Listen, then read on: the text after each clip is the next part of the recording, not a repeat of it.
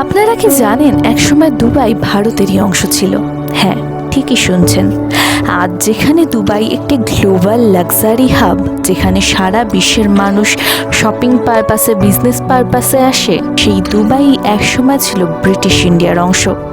তারপর ইংরেজরা পলিটিক্যালি এমন কিছু ডিসিশন নিল যে ভারত থেকে দুবাই আলাদা হয়ে গেল।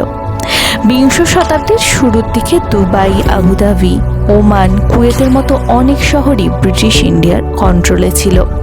এই দেশগুলোর ডিফেন্স সিস্টেমও ইন্ডিয়ান আর্মিরাই সামলাতো এবং অ্যাডমিনিস্ট্রেশনও ইন্ডিয়ান পলিটিক্যাল সার্ভিসের থ্রুতেই হতো।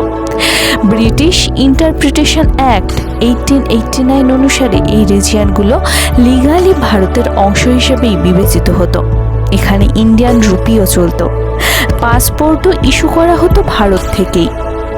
যখন গান্ধীজি 1930 খ্রিস্টাব্দে ইডেনে যান, তখন তাকে ন্যাশনাল হিরোর মতো সম্মান দেওয়া হয়, কারণ তাদের কানেকশন ইন্ডিয়ার সাথেই ছিল। কিন্তু তারপর ব্রিটিশ পলিটিক্সের হাওয়া বদল হয়। 1937 খ্রিস্টাব্দে ইডেনকে ভারত থেকে আলাদা করে দেওয়া হয়। 1947 খ্রিস্টাব্দের 1 এপ্রিল ভারতের স্বাধীনতার মাত্র কিছু মাস আগেই গালফের অন্যান্য দেশগুলোকেও ভারত থেকে আলাদা করে দেওয়া হয়। এরপর 1971-এ ইউএইর জন্ম হয় এবং দুবাইও নিজেকে ইন্ডিপেন্ডেন্টভাবে বিশ্বের সম্মুখে তুলে ধরে।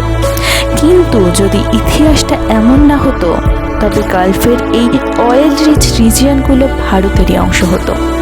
তখন ভারতেরও ইতিহাস বদলে যেত। কি মনে হয় আপনাদের? কমেন্টে জানান। আর এমন ইনফরমেশন পেতে অবশ্যই জুড়ে থাকুন আমাদের সাথে সাবস্ক্রাইব করে।